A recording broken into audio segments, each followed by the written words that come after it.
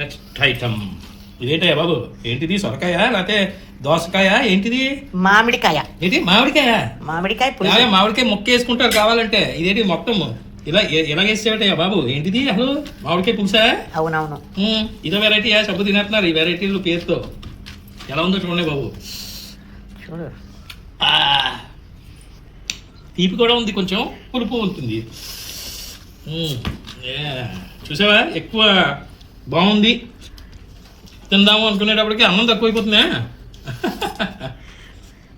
ఇంకో పోపు కలుపుదామని అనిపించినప్పుడు అన్నం తక్కువైపోతుంది. ఇదేదో బాగుందా? అన్నీ బాగుంటున్నాయి.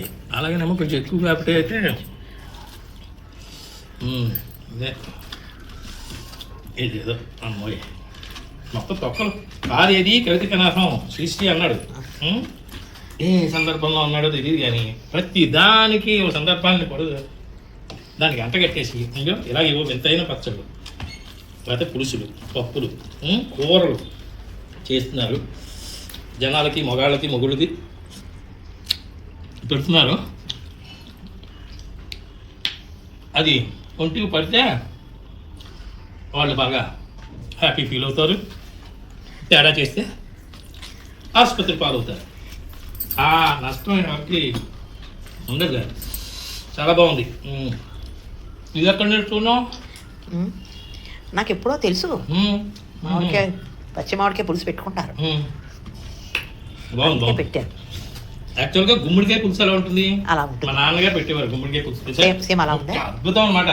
ఆయన పెట్టేటప్పుడు వేడి వేడి పులుసు ఆ ముక్కలు కాలిపోతున్నా సరే ఇప్పుడు అలాగే ఉందా?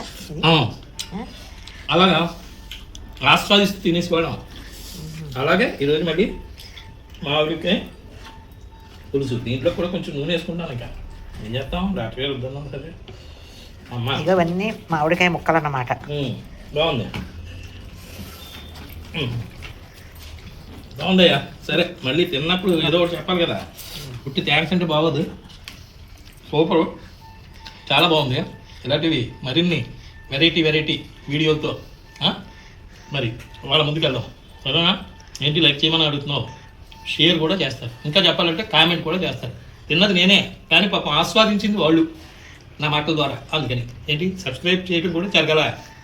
గాంధీ భాగ్యం, నువ్వు జిల్లా కంబైన్స్ ఛానల్ని సబ్స్క్రైబ్ చేస్తారు. వాళ్ళు చాలా మంచి వాళ్ళే.